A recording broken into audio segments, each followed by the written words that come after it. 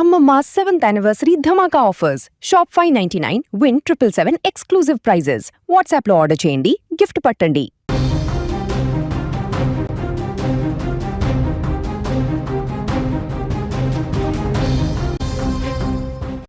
ఇంకా తమిళనాడులో విజయ్ సీఎంగా ప్రమాణ స్వీకారం చేయడానికి ఆ సస్పెన్స్ అయితే కొనసాగుతుంది. ఇవాళ రెండవసారి కూడా గవర్నర్ రాజేంద్ర పర్లికర్ని నేరుగా టీవీకే పార్టీ అధినేత విజయ్ కలవడం జరిగింది. కలిసిన తర్వాత 118 మందికి సంబంధించినటువంటి మ్యాజిక్ ఫిగర్కి అవసరమైన సంఖ్యాబలం తన వద్ద ఉంది. కాకపోతే ముందు ప్రమాణ స్వీకారం సీఎంగా చేయించండి, ఆ తర్వాత బల నిరూపణ అనేది అసెంబ్లీలో ఫ్లోర్ టెస్ట్ ద్వారా నేను నిరూపించుకుంటాను అనేటువంటి రిక్వెస్ట్ను చేయడం జరిగింది. అయితే గవర్నర్ కూడా విజయ్తో మాట్లాడినటువంటి 40 నిమిషాల భేటీలో కూడా మీ దగ్గర ఉన్నటువంటి ఎమ్మెల్యేల జాబితాను నాకు ఇవ్వండి, మీరు మ్యాజిక్ ఫిగర్కు అవసరమైనటువంటి సంఖ్యాబలం మీ దగ్గర ఉంటే ఆ జాబితాను నాకు ఇస్తే తర్వాత నేను ప్రమాణ స్వీకారం చేయించడానికి, ఓత్ని కంటిన్యూ చేయించడానికి నాకు అవకాశం ఉంటుంది అనేటువంటి విషయాన్ని కూడా ఆయన చెప్పారు. అయితే విజయ్ మాత్రం ప్రస్తుతానికి కాంగ్రెస్తో పాటుగా మరికొన్ని పార్టీలు కూడా తనను కలవడానికి సిద్ధంగా ఉన్నారు. కాకపోతే వాళ్ళు నిర్ణయం తీసుకోవడంలో కొంత జాప్యం జరుగుతుంది. కానీ అవసరమైన సంఖ్యాబలాన్ని రాబోయేటువంటి ఒక వారం రోజుల్లో మీరు అసెంబ్లీ సమావేశాన్ని ఏర్పాటు చేస్తే ఆ సమావేశంలో తాను ఆ విశ్వాస తీర్మానంలో తన దగ్గర ఉన్నటువంటి ఎమ్మెల్యేల బలాన్నంతా కూడా నేను నిరూపించుకుంటాననేటువంటి విషయాన్ని కూడా చెప్పడం జరిగింది. కానీ రాజేంద్ర పర్లికర్ మాత్రం నాకు కొంత సమయం ఇవ్వండి, మిమ్మల్ని కాకుండా నేను వేరే పార్టీని అయితే ప్రమాణ స్వీకారం చేయడానికి, ప్రభుత్వాన్ని ఏర్పాటు చేయడానికి అవకాశం ఇవ్వను, మీరే సింగిల్ పార్టీ లార్జెస్ట్ పార్టీగా ఉన్నారు కాబట్టి ఖచ్చితంగా మీరు ఆ సంఖ్యాబలానికి సంబంధించినటువంటి లిస్టు నాకు ఇస్తే, ఎమ్మెల్యేల లిస్ట్ ఇస్తే అప్పుడు నేను నిర్ణయం తీసుకునేటువంటి అవకాశం ఉంటుంది. ఏది ఏమైనా ఆ పరంగా నేను నిర్ణయం తీసుకోవడానికి మొత్తం నేను లీగల్ టీంతో ఒకసారి ఎక్స్పర్ట్స్తో కూడా నేను మాట్లాడాల్సినటువంటి అవసరం ఉంది కాబట్టి కొంత టైం ఇవ్వండి అనే విషయాన్ని కూడా అటు విజయ్తో చెప్పడం జరిగింది. విజయ్తో సానుకూలంగా స్పందించారు. విజయ్ మాట్లాడినటువంటి సందర్భంలో గవర్నర్ అంతా కూడా పూర్తిగా విజయ్ చెప్పినటువంటి ప్రతి అంశాన్ని కూడా విన్నారు.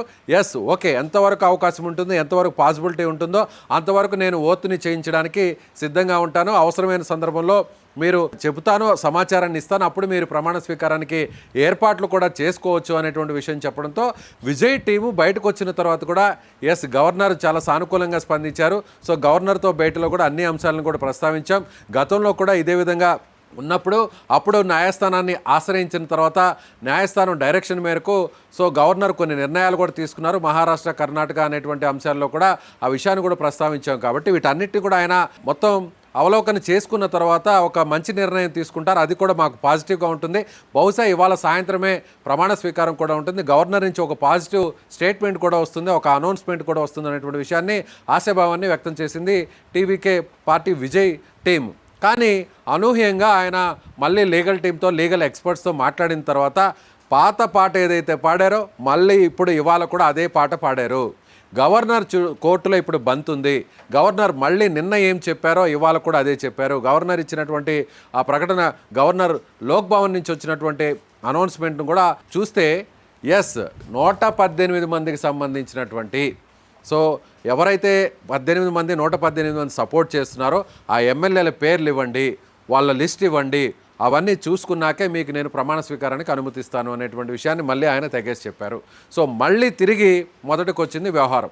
ఇప్పుడు విజయ్ రెండవసారి భేటీలో గవర్నర్ని కలిసిన తర్వాత కూడా గవర్నర్ నుంచి సానుకూలంగా స్పందన రాకపోవడంతో ఇవాళ కూడా ప్రమాణ స్వీకారం జరిగే అవకాశం లేదు. నిన్న ప్రమాణ స్వీకారం చేయాలనుకున్నారు, అన్ని రకాల ఏర్పాట్లు పూర్తి చేశారు.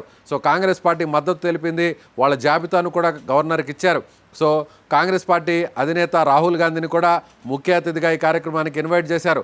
అలాగే వివిధ రాష్ట్రాలకు సంబంధించినటువంటి నేతలకు కూడా ఆహ్వానాన్ని పంపారు.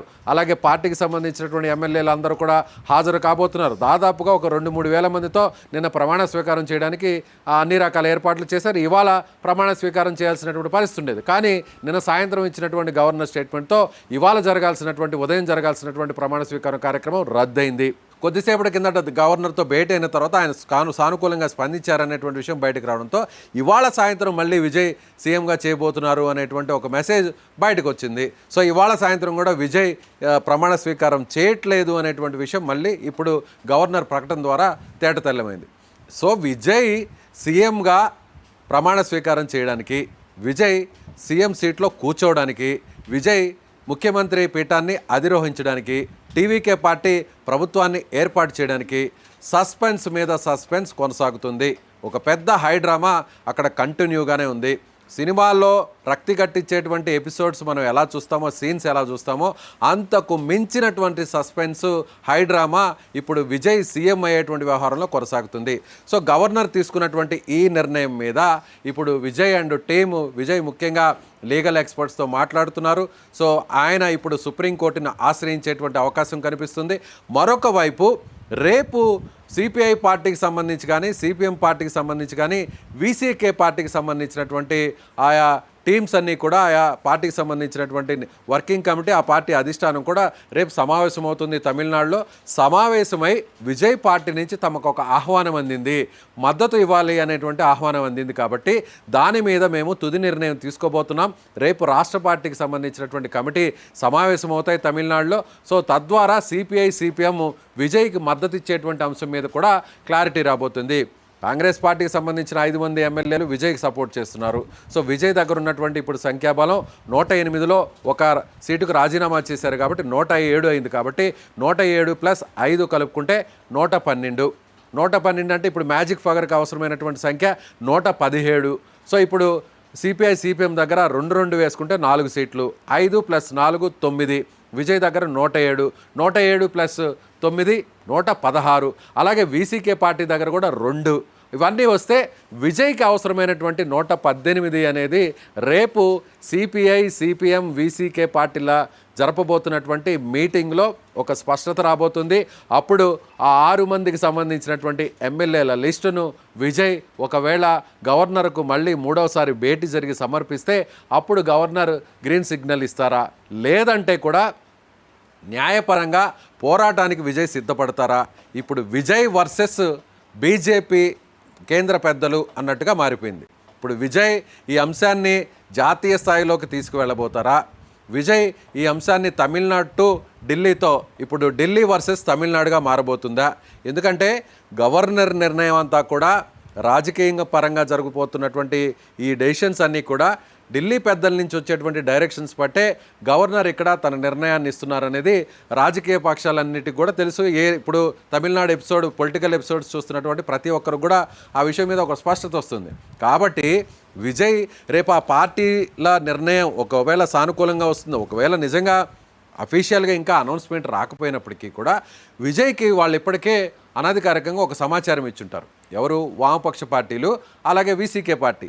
ఎస్, విజయ్ మీకు సపోర్ట్ ఇవ్వబోతా ఉన్నాం, లేదంటే అఫీషియల్గా రేపు మా పార్టీ నుంచి ఆ స్టేట్మెంట్ రావాలి కాబట్టి మరికొంత సమయం మీరు ఆగండి, ఒక రోజు ఆగండి అని అంటే అప్పుడు విజయ్ వాళ్ళ పార్టీ నుంచి అనుకూలంగా వస్తుంది అనేటువంటి ఉద్దేశంతో ఆగేటువంటి అవకాశం ఉంది. అలా కాకుండా విజయ్కు ముందస్తు సమాచారం ఇవ్వకుండా ఒకవేళ విజయ్కు వ్యతిరేకంగా రేపు సిపిఐ, సిపిఎం పార్టీ, వీసీకే పార్టీలు వ్యతిరేకంగా నిర్ణయం తీసుకుంటున్నాయనేటువంటి సమాచారం ముందుగా బయటకు వస్తే మాత్రం విజయ్ ఖచ్చితంగా సుప్రీంకోర్టును ఆశ్రయిస్తారు. సుప్రీంకోర్టును ఆశ్రయించిన తర్వాత రేపు కీలకమైనటువంటి నిర్ణయం తీసుకోబోతారు. అప్పుడు సుప్రీంకోర్టు ద్వారా విజయ్ తాను గవర్నమెంట్ ఫామ్ చేయడానికి అనుమతినివ్వాలి. అలాగే అసెంబ్లీని హాజరుపరిచి గవర్నమెంట్ని ఫామ్ చేసిన తర్వాత ముఖ్యమంత్రిగా ప్రమాణ స్వీకారం చేసిన తర్వాత అప్పుడు నేను ఫ్లోర్ టెస్ట్ విశ్వాస తీర్మానాన్ని ప్రవేశపెట్టి అప్పుడు నేను తన సంఖ్యాబలాన్ని నిరూపించుకునే విధంగా కూడా కోర్టు డైరెక్షన్ ఇవ్వాలని న్యాయస్థానాన్ని ఆశ్రయించేటువంటి అవకాశం ఉంది. సో తమిళనాడులో ఒక రకంగా చెప్పాలంటే మినిట్ టు మినిట్ ఏం జరుగుతుందో అనేటువంటి ఒక టెన్షన్ అయితే తమిళనాడు రాజకీయాల్లో, అలాగే ఇప్పుడు దేశవ్యాప్తంగా అందరూ కూడా ఇప్పుడు అటువైపు చూస్తుంది. ఇప్పుడు సినిమా తమిళనాడులో నటించినటువంటి విజయ్ సినిమా ఏ విధంగా not only in Tamil Nadu, not only in Tamil language, so అన్ని భాషల్లో అనువాదం అవుతాయి. తెలుగులో అనువాదం అవుతుంది, డబ్ అవుతుంది, అలాగే రీమేక్ అవుతుంది, అలాగే హిందీలో కూడా రీమేక్ అవుతున్నటువంటి సిచ్యువేషన్స్ మనం ఇప్పుడు చూసాం. అలాగే విజయ్ సినిమాకు దేశవ్యాప్తంగా ఎంత క్రేజ్ ఉంటుందో ఇప్పుడు విజయ్ సీఎం అయ్యేదానికి, సీఎం అవుతున్నటువంటి పరిస్థితుల్లో జరుగుతున్నటువంటి పరిణామాలకు కూడా దేశవ్యాప్తంగా కూడా ఇప్పుడు అంతే క్రేజ్ ఉంది. ఇప్పుడు సినిమా పాన్ ఇండియా సినిమాగా ఏ విధంగా విజయ్ సినిమాలు ఇప్పటి వరకు కూడా సంచలనంగా మారాయో, ఇప్పుడు విజయ్ పొలిటికల్ హైడ్రామా అంతా కూడా, విజయ్ పొలిటికల్ మూమెంట్ అంతా కూడా, విజయ్ ప్రభుత్వాన్ని ఏర్పాటు చేసేటువంటి ప్రక్రియ అంతా కూడా ఇప్పుడు పాన్ ఇండియా సిచ్యువేషన్గా మారిందనే చెప్పాలి. ఢిల్లీ వర్సెస్ తమిళనాడుగా మారబోతుందా? బీజేపీ కేంద్ర పెద్దలు వర్సెస్ విజయ్గా మారబోతుందా? తమిళనాడు రాజకీయం ఢిల్లీ రాజకీయంతో ఢీకొట్టబోతుందా అనేది కూడా మనకు ఇవాళ రాత్రికి ఒక క్లారిటీ వచ్చేటువంటి అవకాశం ఉంది. అదేవిధంగా లోకల్గా కూడా ఇప్పుడు తమిళనాడులో ఉన్నటువంటి రాజకీయ పక్షాలు ప్రత్యర్థులు కూడా ఇప్పుడు విజయ్కు సపోర్ట్ చేస్తున్నటువంటి పరిస్థితిగా మారుతుంది. ఎందుకంటే రేపు భవిష్యత్తులో అక్కడ తమిళనాడు రాజకీయాలు ఎలా ఉంటాయంటే విజయ్ని ఒంటరి చేసేటువంటి ప్రయత్నం చేస్తున్నారు ఢిల్లీ పెద్దలు అనేటివి ఆ ప్రజల్లో ఒక వ్యతిరేకత వస్తే అక్కడ ఉన్నటువంటి పార్టీలకు కూడా మనుగడ సాధ్యం కాదు. కాబట్టి గత ఎన్నికల్లో విజయ్కు వ్యతిరేకంగా పోరాడినటువంటి పక్షాలన్నీ కూడా ఇప్పుడు విజయ్కి సపోర్ట్గా వస్తున్నారు. స్థానికంగా ఒకవేళ ఢిల్లీ పెద్దలు విజయ్ని ఎంత ఇబ్బంది పెట్టేటువంటి ప్రయత్నం చేస్తున్నా కూడా తమిళనాడులో ప్రజల నుంచి మాత్రం విజయ్కి క్రేజ్ మరింత పెరుగుతుందని చెప్పాలి. అది విజయ్ భవిష్యత్తుకు రాజకీయ భవిష్యత్తుకు మరింత ప్లస్గా మారుతుందనే చెప్పాలి. ఢిల్లీ ఎంత ఇబ్బంది పెట్టాలని చూసినా ఢిల్లీ పెద్దలు ఎంత టార్గెట్ చేయాలని చూసినా అది విజయ్కు ప్లస్సే అవుతుందనేది విజయ్ అండ్ కో ఆ టీం చెప్తున్నటువంటి మాట. ఎందుకంటే దేశంలో ఉన్నటువంటి రాజకీయాలన్నీ ఒక ఎత్తు, దక్షిణ భారతదేశంలో ఉన్న రాజకీయాలు మరో ఎత్తు. దక్షిణ భారతదేశంలోనూ తమిళనాడులో జరుగుతున్నటువంటి పొలిటికల్ డ్రామా రాజకీయం ఇంకా మరొక ఎత్తు, నెక్స్ట్ లెవెల్లో అని మాత్రం చెప్పొచ్చు. ఎందుకంటే అక్కడ ఉన్నటువంటి పార్టీ ఏదైనా కూడా స్థానిక రాజకీయం అక్కడ ఉన్నటువంటి సెంటిమెంట్ అనేది తమిళనాడులో చాలా కీలకంగా మారుతుంది. బయట వ్యక్తులకు అక్కడ ఎవరు కూడా ప్రవేశం ఇవ్వరు, బయట రాజకీయ పక్షాలకు అక్కడ ఎక్కడ కూడా ప్రవేశం ఇవ్వరు. ఈవెన్ జాతీయ స్థాయిలో ఉన్నటువంటి నాయకులైనా సరే, అది ప్రధానమంత్రి అయినా కేంద్ర మంత్రులైనా అలాగే పెద్ద పెద్ద సినిమా స్టార్లు బాలీవుడ్ స్టార్లు అయినా కూడా అక్కడ ప్రచారం నిర్వహిస్తే పెద్దగా స్పందన ఉండదు. లోకల్గా ఉన్నటువంటి నాయకులు, లోకల్గా చరిష్మా ఇమేజ్ ఉన్నటువంటి నాయకులు, అక్కడ సినిమా రంగానికి సంబంధించినటువంటి వ్యక్తులు, రాజకీయ రంగానికి సంబంధించినటువంటి వ్యక్తులు ప్రచారం నిర్వహిస్తేనే ఆ పార్టీలకి అక్కడ ప్రయోజనం కలుగుతుంది. కాబట్టి ఇప్పుడు ఢిల్లీ పెద్దలు తమిళనాడు మీద చిన్న చూపు చేస్తున్నారు, తమిళనాడు ప్రజలను అవమానిస్తున్నారు, తమిళనాడు రాజకీయాలను శాసిస్తున్నారు, అక్కడ వేలు పెట్టి ఇబ్బంది పెట్టేటువంటి ప్రయత్నం చేస్తున్నారు అనేటువంటి సెంటిమెంట్ ఇప్పుడు ప్రస్తుతం తమిళనాడులో రాజుకుంది. కాబట్టి తమిళనాడులో ఉన్నటువంటి ప్రత్యర్థి రాజకీయ పక్షాలన్నీ కూడా ఇప్పుడు ఇష్టం లేకపోయినా కూడా విజయ్ వైపు నిలవాల్సినటువంటి పరిస్థితి ఉంది. ఇదంతా కూడా విజయ్కు ఒక రకంగా సానుభూతి పెరుగుతుంది.